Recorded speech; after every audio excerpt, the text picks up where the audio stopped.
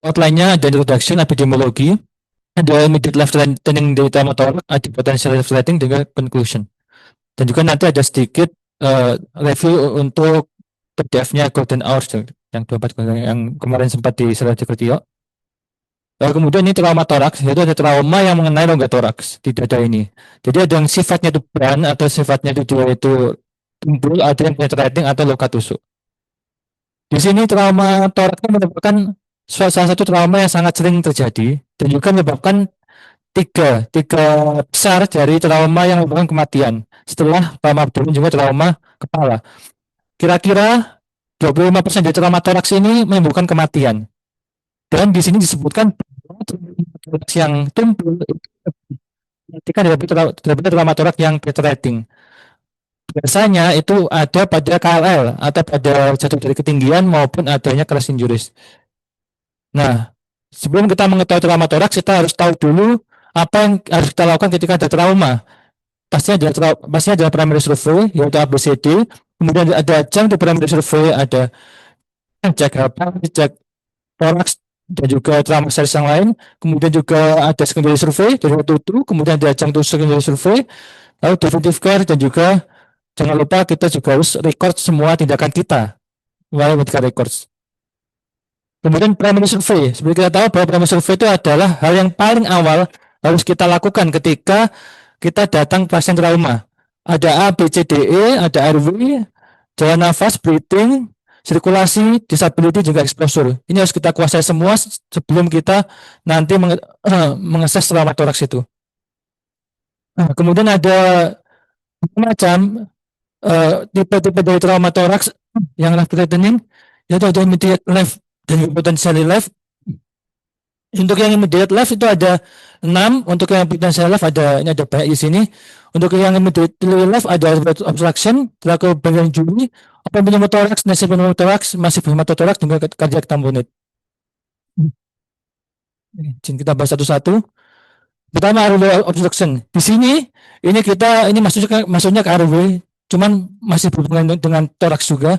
Kita harus tahu, kita harus lakukan 3 look, listen, and feel. Untuk looknya kita harus tahu apakah ada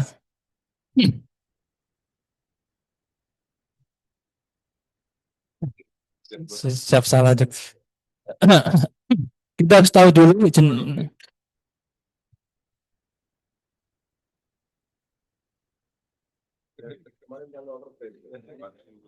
siap.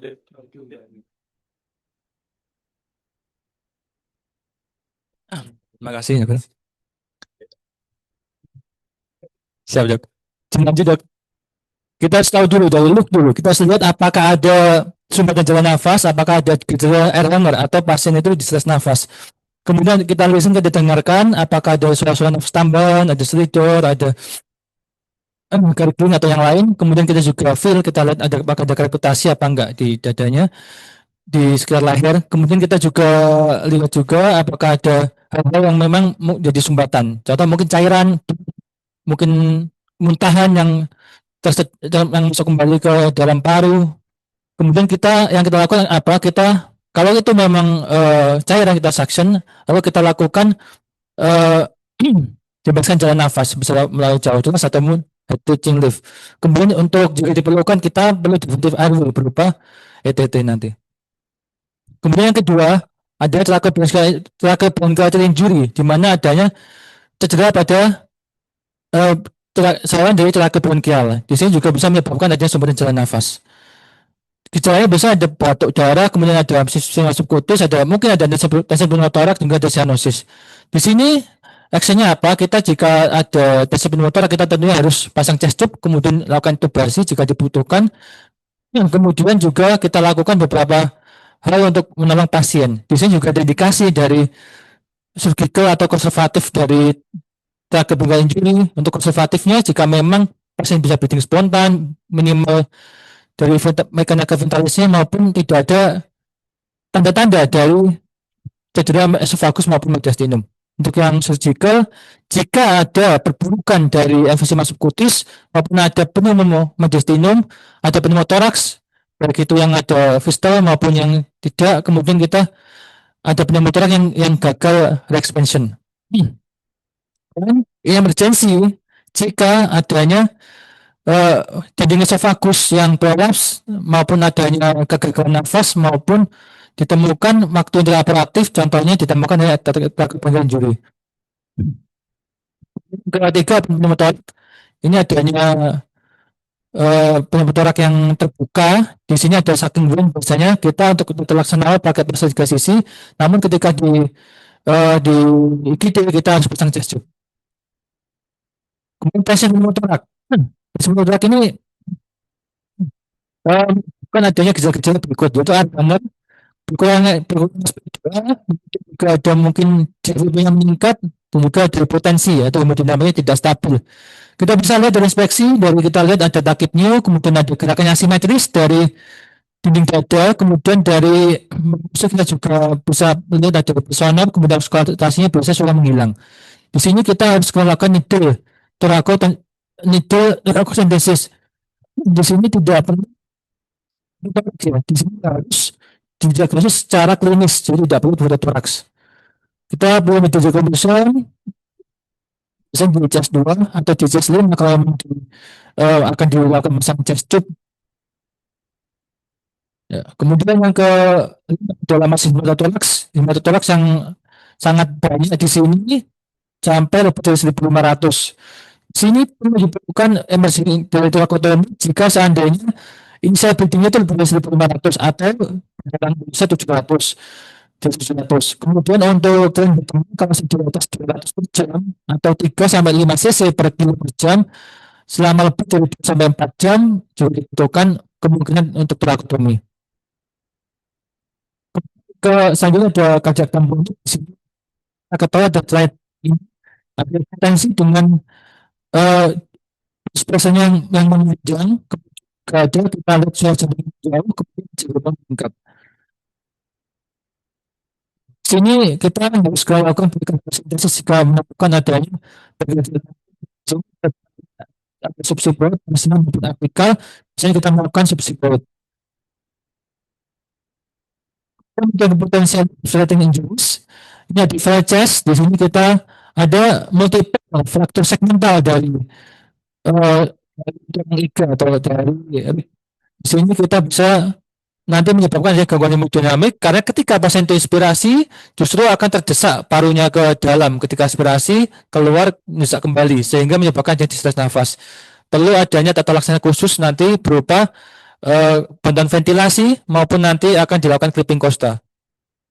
Kemudian ada kondisi pulmonum. Di sini memang adanya injury di alveolinya. Di sini yang terkena damage adalah alveolinya sehingga menyebabkan adanya akumulasi dari cairan maupun darah di alveolusnya sehingga menyebabkan adanya yang efektif pada pasien sehingga harus dilakukan tata laksana. Biasanya kita lakukan fisioterapi, kita posisikan pasien, kita lakukan hemoterapi, kita naik obat-obatan lain untuk menjaga ini. Jadi kita bisa observasi untuk kondisi ini.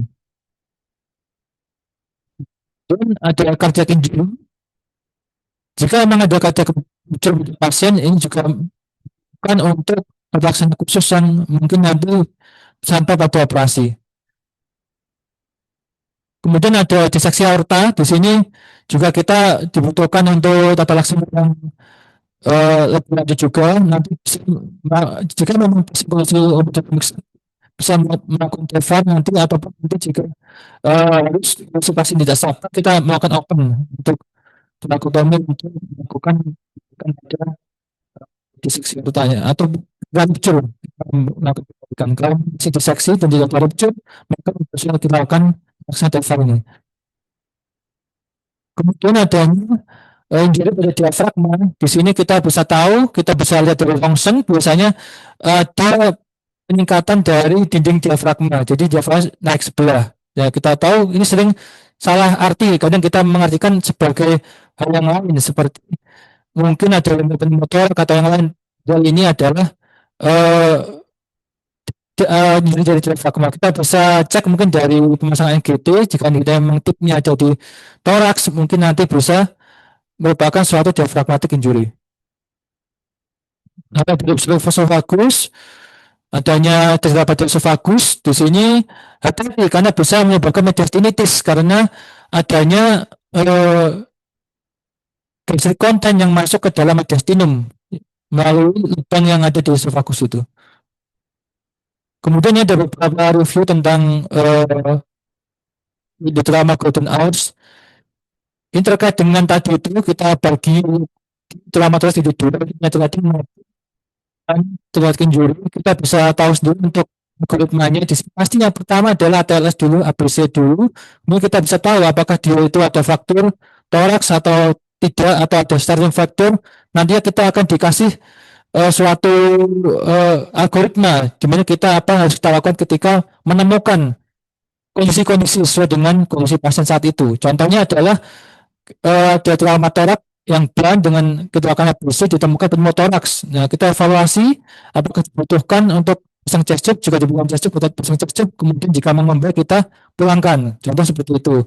Nah, kemudian setelah itu contoh ada kondisi pulmonim. Nah, kita lakukan mungkin fototoraks atau mungkin nanti pemberian anestetik supaya pasien bisa nafas dengan baik, kemudian pemberian oksigen, chest fisioterapi, dan juga beberapa yang lain sehingga mungkin pasien membaik ketika nanti kita observasi. Nah, kemudian pasien seperti itu. Lalu untuk yang ini kita bagi jadi dua, unstable. Jika memang unstable pada buku sebaiknya dilakukan resusitatif torakotomi. Nanti ada algoritma khusus juga untuk yang ini.